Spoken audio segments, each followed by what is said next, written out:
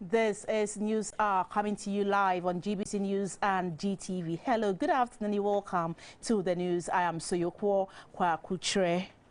The country's apex court has ruled that deputy speakers of parliament can vote even when they are presiding as speaker. The ruling on Wednesday, March 9, 2022 means that when a matter comes before parliament that requires voting, a deputy speaker of parliament, while presiding in the absence of the substantive speaker of parliament, can also vote on the matter. The ruling, therefore, affirms the position of the first Deputy Speaker of Parliament, Joseph Osei-Wusu, that he did nothing wrong by voting to approve the 2022 budget, although he was presiding as Speaker in the stead of Alban Bagbin. In this case, I think there's actually no one lost because I think the Constitution wins, the people of Ghana win, and this is the best decision that I think we should have had. It puts clarity on the law, despite the fact that some of the reliefs that I was seeking were not obtained. But there's a far-reaching decision that has been made by the Supreme Court today, to the extent of striking out portions of the standing orders, and this is very good for all of us.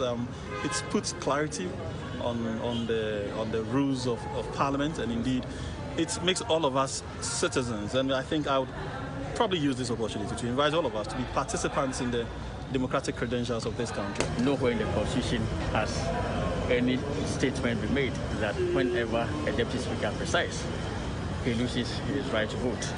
Indeed, as I indicated in the submissions for the report, all the circumstances under which a member of parliament will lose his right to vote have actually been spelled out in Article 104 itself. And so it is really devoid of controversy. It's also very important to know that in all jurisdictions around the world, whenever the Speaker of Parliament or a Deputy Speaker of Parliament is a member of Parliament, he always has the right to vote.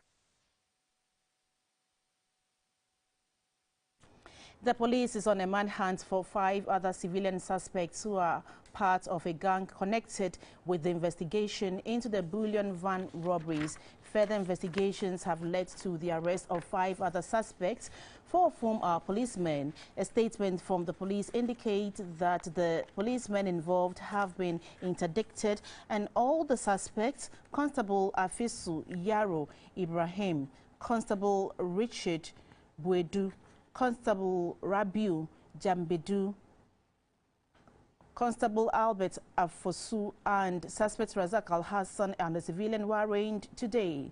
The police raid at Botema near Ashaiman led to the death of 2 policemen, Constable Randolph Jima Ansa and Lieutenant Corporal Stephen Kweku Nyami, who had been arrested in connection with the bullion van robberies. Some other suspects believed to have sustained gunshot wounds managed to escape from the scene. The statement is appealing to the public and health facilities within the Accra-Tema area to report to the police if they find any persons with gunshot wounds. The statement further assures the service's determination to crack down criminal activities to ensure the safety and security of all persons.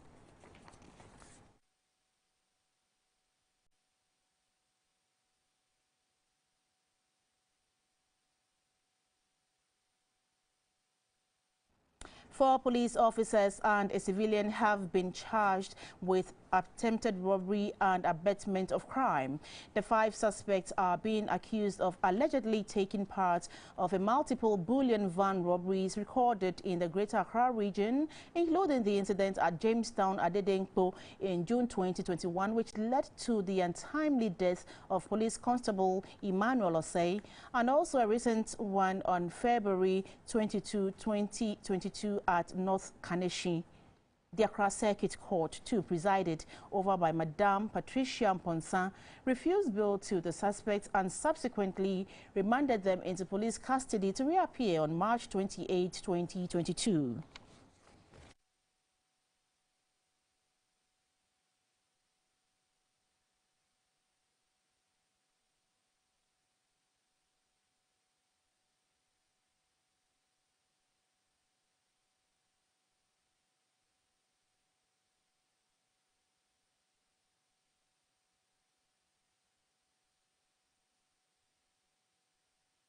Since the explosion in Apiati on the 20th of January 2022 that claimed 17 lives and injured many, continuous efforts are being made to ensure safe transportation of mining explosives.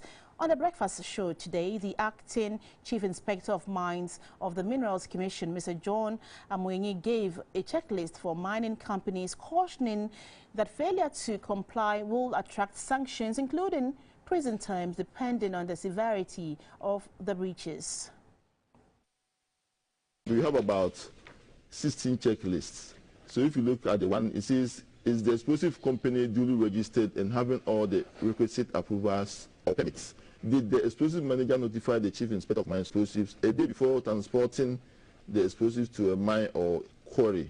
Is a mine inspector present, inspected, verified, and recorded in a explosive logbook that all the requisite safety requirements, rules, and protocols been met before transporting the explosive? Is the explosive truck having a claxon or siren, hooter, or automatically operated bell? You see, this claxon, hooter, automatically operated bell is the explosive truck equipped with automatic fire suppression system and fire extinguishers. So this is also what we wanted to introduce, because as you drive, we also need to know whether the driver is fatigued or it's not. So fatigue management. We are saying that we are giving some of these things the time frame, like the tracking. As the explosive truck moves, there should be some tracker tracking the truck, so that at any particular point you know where the truck is.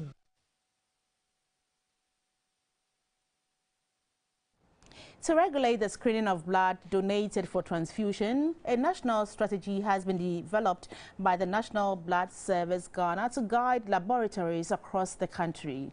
This will also ensure the standards for safe blood is the same everywhere according to a WHO standard. When she launched the document, the Director for Technical Coordination at the Ministry of Health, Dr. Martha Jansalutrot, said effectively screened blood reduces the risk of transmissible infections. Blood transfusion is a life-saving intervention in patient management.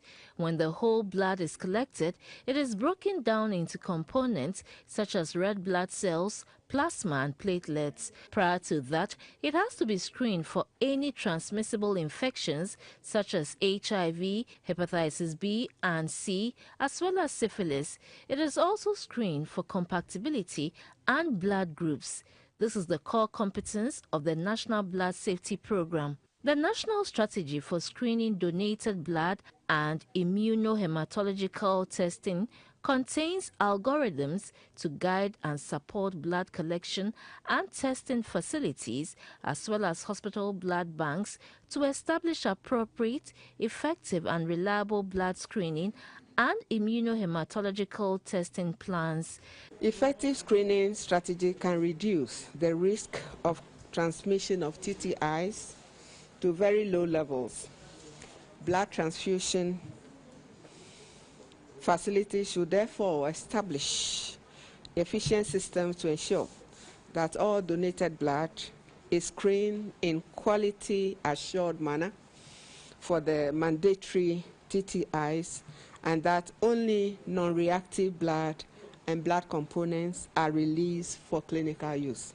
The Chief Executive of the National Blood Service Ghana, Dr. Justina Ansa, says a dissemination plan and training are being rolled out across the country to ensure compliance and safety. This document looks at standardizing the testing across country. Before then, I mean, people are using various tests, rapid tests, some are using ELISA, some are using various chemiluminescence tests. But what this document intends to do is to standardize across board to ensure that wherever blood is donated, the screening that is done on the blood is the same. With this strategy, the probability of discarding blood collected will be minimized to the barest minimum. Sarah for GBC News, Accra.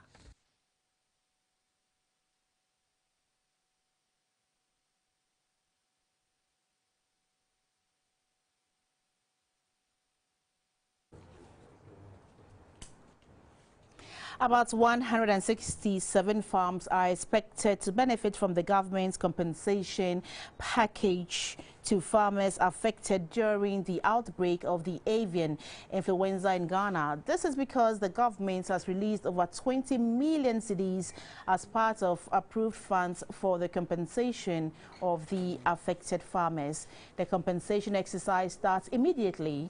My colleague Shirley Annan sat through the briefing for GBC News and joins me in the studio. Good afternoon, Shirley. Hi, Seiko. Shirley, you were at the briefing this morning. Can you tell us what did the minister say? So I took down a few notes. He's saying that, we've had occurrences of bird flu in the past, and then the ones that happened last year and even this year. So there's a compensation package for all the farmers. They are going to be paid according to, maybe if you lost about 1,000 birds. So the number of birds will determine how you are going to be paid. And then he also said that with the release of the over 20 million Ghana cedis, it's in 3 phases. That money is going to be used for 3 things. I mean, 70 million cedis is for compensation alone, and then the rest of the money is for stamping out, decontamination and disposal of materials, and also the rollout of a communications plan. So when is this disbursement? It's supposed to start immediately. The farmers are supposed to take their certificates of destruction to the veterinary services, and then it will be forwarded to the Ministry of Agri's Finance Department, and then they are paid. So we know now that about 167 farms are expected to benefit from this package. And which regions do these farms, can we see these farms? The thing happened across the country. So from Katamanso, Tema, even in Accra, Kumasi, Bono region, and in some other places. So all of these farmers are supposed to bring their certificates of destruction to the veterinary services, and it will be forwarded to the finance department of the Agri Ministry for their monies. No, so as of now, you are saying that the disbursement starts immediately. Yes. So do they know the farms, affected farms? I know the national head of the Poultry Farmers Association was there at the press briefing. He was grateful to the government and the ministry. So I think the farmers have been made aware that their compensation package starts today.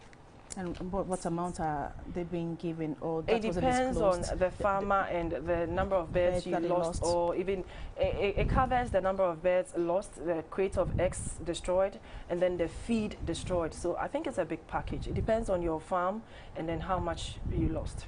So moving forward, what is the ministry planning so that this kind of thing will not be on that kind of later? I want to believe that the communications plan as part of the 3rd strategy will cover for all these things. All you have to do is keep educating farmers on prevention, sensitization, and all those workshops that are needed for farmers to enjoy the benefits of their labor. All right, Shirley, thank you so much for this update. And Shirley was just from the Ministry of Agriculture, Food and Agriculture, and she's brought us this update. She will give us more story in our subsequent bulletin, especially in the major news bulletin. You're still watching. News are coming to you live on GBC News and GTV. We'll take a short break.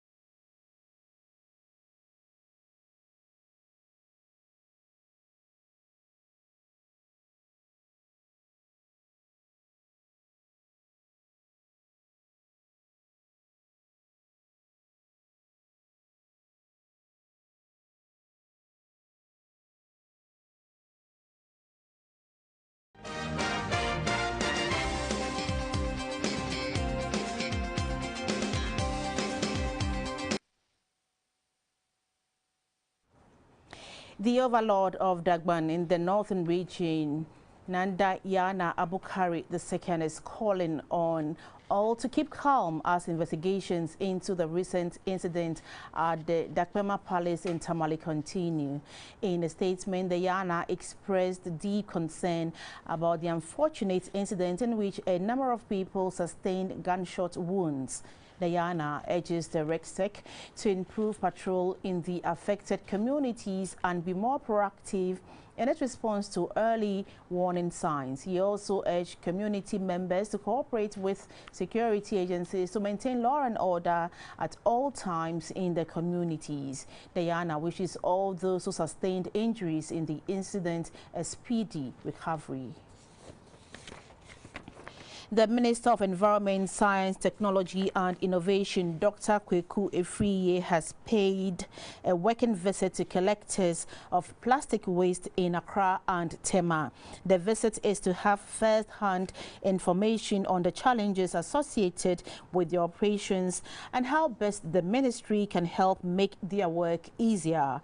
He first went to Space Plast Company Limited at Odona and Bong landfill sites, where he met the collectors and promised to help them, especially the women. My colleague Priscilla Jiwa is with the team and joins me via phone to tell us more. Priscilla, good afternoon. Thank you very much for joining us on News Hour. Good afternoon. Yeah, where is the team currently? Currently we are back on the site. We visited Space Plast Limited, that is located in Odona. Then we visited a group of collectors who are at Sila. And then we went to some landfill site. So those were the three people we were able to take today. Okay, so these three places or companies that you visited, what are the challenges? What did they tell you about their challenges? Well, the challenge that we want to all the companies were getting parts and then vehicles to transport what is collected the site, because most of these sites are just collectors. They are filled with only collectors.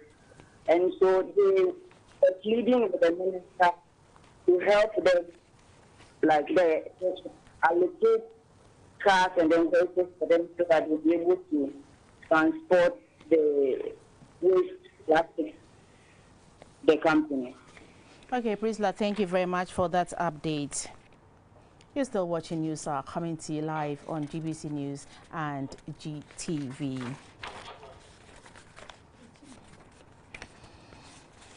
1,000 girls in public basic schools in the Borno East region are to be introduced to and trained in basic information communication and technology ICT skills, including coding, under the Ministry of Communications and Digitalization's flagship program dubbed Girls in ICT. This came up at an inception meeting of the upcoming training slated for 11th to 22nd April 2022. The Girls in ICT GIICT program was introduced in 2012 by the International Telecommunications Union to create a global environment that empowers and encourages girls and young women to consider studies and careers in the growing field of ICT. Since its introduction, over 500,000 girls and women worldwide have benefited from this initiative. The training in coding will enable the girls to explore the world of technology through the creation of websites, computer games, interactive arts, mobile apps, and animation stories using various programming languages. The Deputy Minister for Communications and Digitalization, Madam Ama Poma Boating, who joined the inception meeting via Zoom, said the Sustainable Development Goals (SDGs) agenda cannot be achieved if girls and women are left out of the IT industry. She says the drive to achieving that inclusiveness is what necessitated the training of these young girls.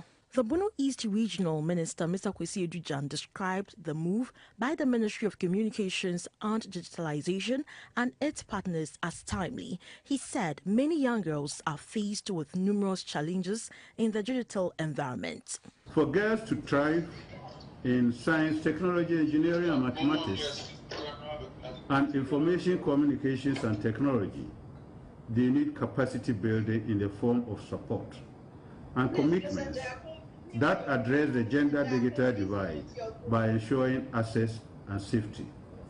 Our girls also need a confidence that will enable them move forward in their new search in the ICT world. As part of the training program, the girls will be introduced to Scratch and basic structures of programming applications, after which they participate in a competition.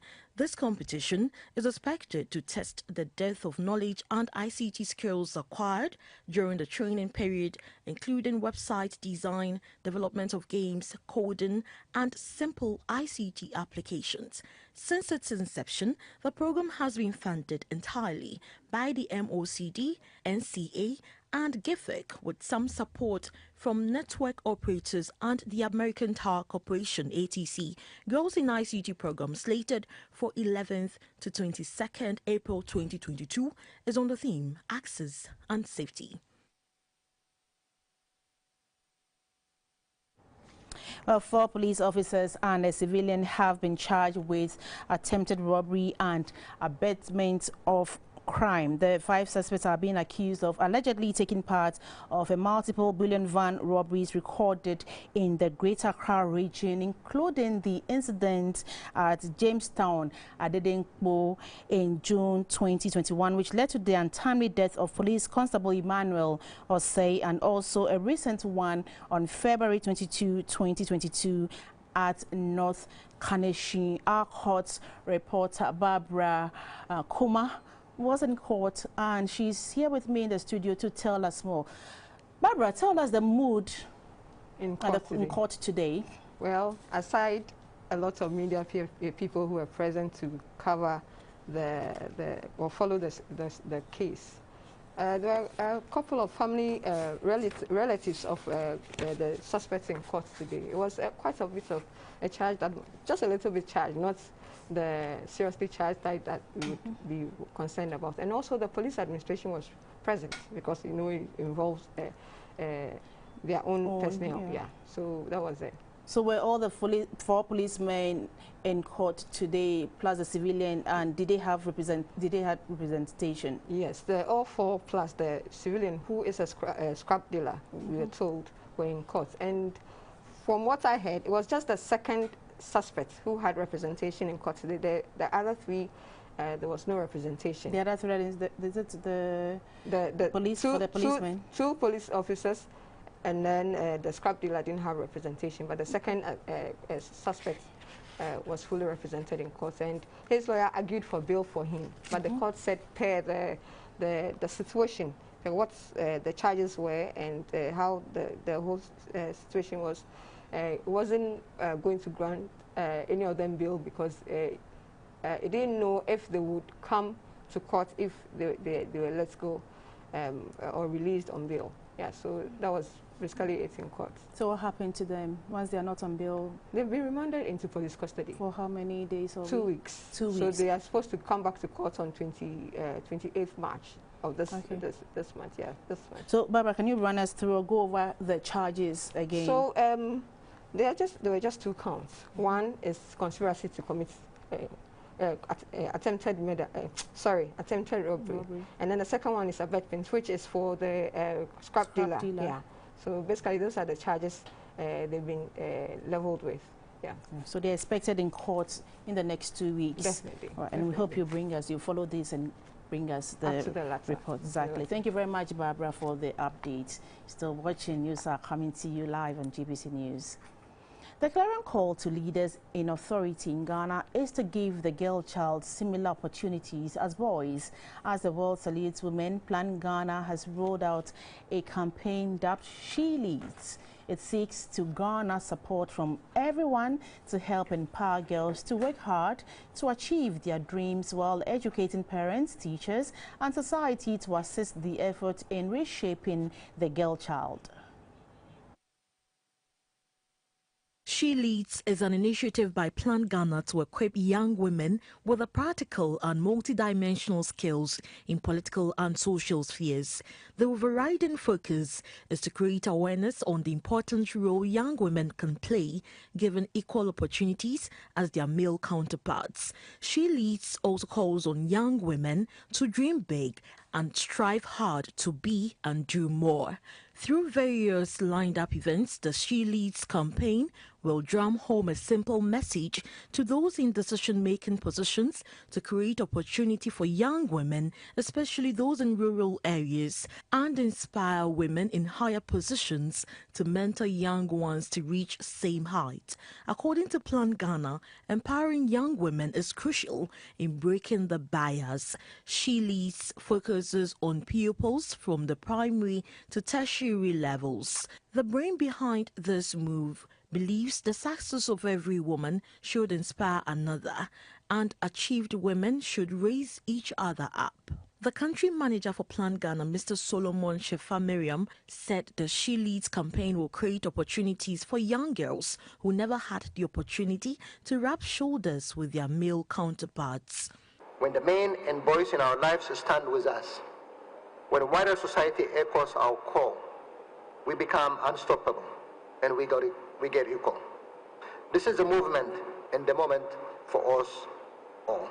Madam Anna Nabere is the program manager for Plan Ghana. The She Lead problem, we have identified that the key problem to this challenge is to start training girls to become leaders now, so that when they become women, they can take up the positions as leaders. Plan Ghana believes everyone pledging to make society a better and more equal place for all genders is the first step towards creating a fair and impartial society. The National Association of Local Authorities of Ghana, NALAG, on Tuesday also marked the 2022 International Women's Day. NALAG chose the theme Gender Equality Today for a Sustainable Tomorrow. The association called for an inclusive and equitable world where difference is valued and celebrated. International Women's Day is a day set aside to highlight the contribution of women to society's progress. The day recognizes women's achievements in socio-economic, cultural and political spheres. International Women's Day also marks a call to action for accelerating gender parity. Whether deliberate or unconscious, gender bias is said to make it difficult for women to move ahead. The General Secretary of the National Association of Local Authorities of Ghana, NALAG, Mr. Kokoro Amankwa, said the day is a reminder to our society that everyone has a role to play in ensuring gender harmony on the planet. We will fight, continue to fight until women are placed in a pedestal that they have to be. Now that men and women recognize the fact that we must stand together in ensuring that these biases are broken and that women have to be given a voice and opportunity. A former executive director of the Local Government Studies, Dr. Esther Ofeya-Boaje, was presented with an award for what was termed her massive contribution towards women's empowerment in Ghana. This is news coming to you live on GBC News and GTV. We're taking a short break. We'll be back with the business segment. Please don't go away.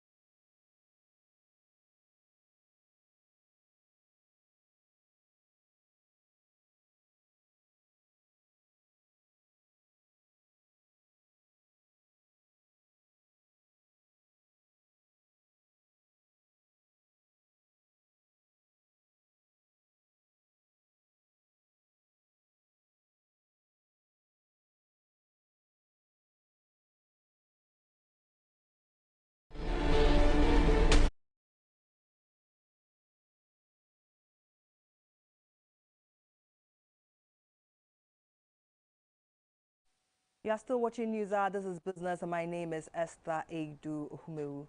Inflation for the month of February 2022 is 15.7%.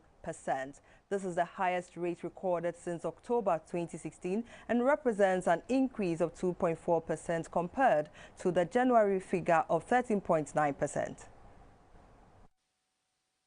Year-on-year inflation, that is from February 2021 to February 2022, rate of inflation stood at 15.7%, which is a 1.8 percentage difference between the rate recorded in January 2022 relative to the 15.7 that is being recorded for February 2022. This indicates that prices of goods and services over the one-year period have gone up by 15.7%. On a month-on-month basis, that is between January 2022 and February 2022, prices of goods and services went up by 2.4%, relative to 2.1 that was recorded between December 2021 and January 2022. Housing, water, electricity and gas, transport, and food and non-alcoholic beverages are the 3 divisions out of the 13 divisions that did record inflation figures higher than the national average of 15.7%. Greater Accra records the highest rate of inflation for February 2022, specifically 19.5%, and Western Region recorded the lowest, 11.6%.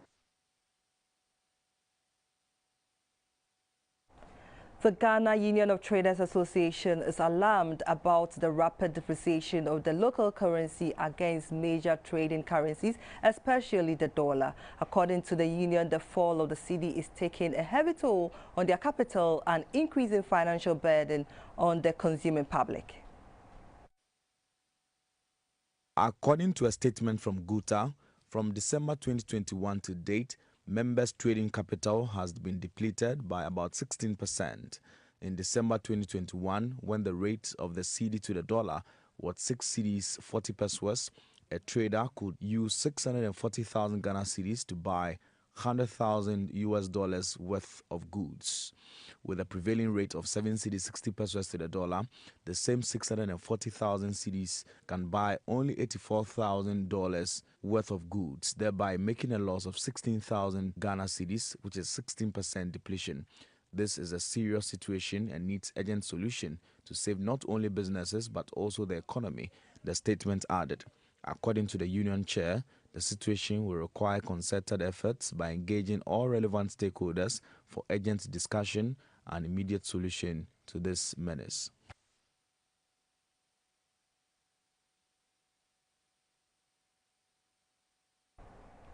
To celebrate women pacesetters and echo loudly how they influence their communities, a bell was rung on the 8th of March in Accra to mark the International Women's Day. At the ceremony, the Deputy Managing Director at the Ghana Stock Exchange, Ms. Abna Amwa, said it is high time society puts a stop to certain biases that undermines the efforts of women.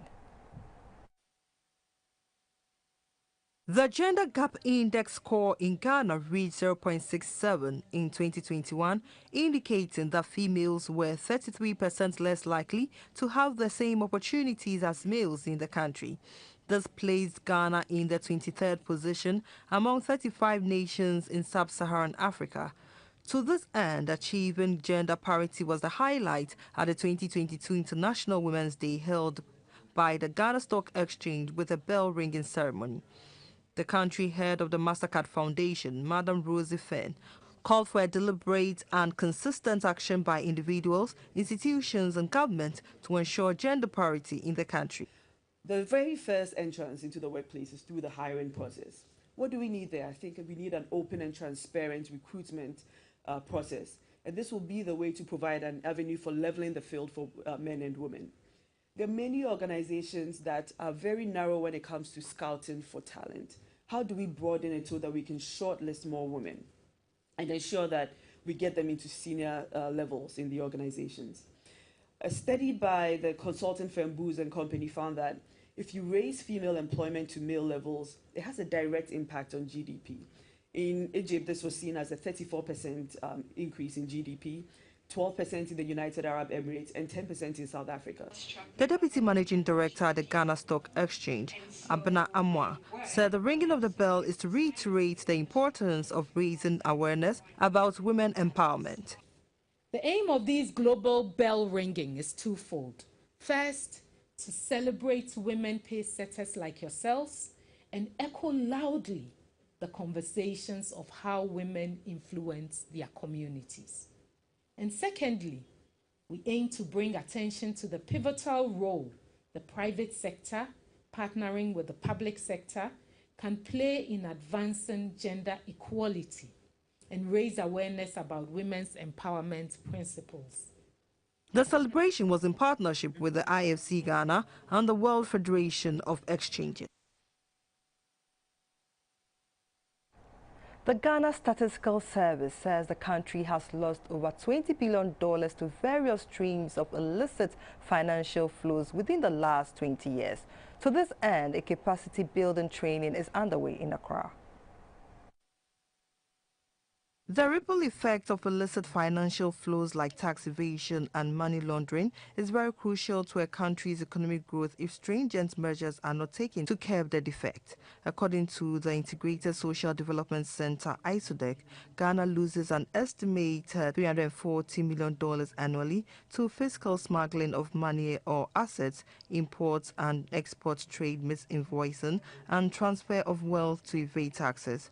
Although government has intervened in modernizing, integrating and upgrading the service, the Ghana Revenue Authority, GRA, yet the expected results have not been achieved. The Ghana Statistical Service is championing the cause for a drastic reversal of Ghana's illegal cash flows, and it is certain that the workshop will provide timely and better disaggregated country-level data to aid and reduce the trend for rapid economic growth. Tackling illicit financial flows is a priority of the government. Ghana Statistical Service, the National Statistical Unit in charge of official statistics, in collaboration with various stakeholders, will provide the leadership and direction in collecting efficient, consistent, comprehensive, and again processing, analyzing, disseminating, and again making comparable quality data on illegal or illicit financial flows so as to help us in our decision making. Technical advisor to the Commissioner of the Ghana Revenue Authority, Mr. Dominic Nab, said a review of Ghana's tax laws will allow for an effective mobilization of revenue for development. Ghana having found petroleum, or oil in large quantities and in commercial quantities for that matter, we expect to actually benefit so much from it. It boils down to the same simple reason of cost pardon and sometimes the interpretation of our laws.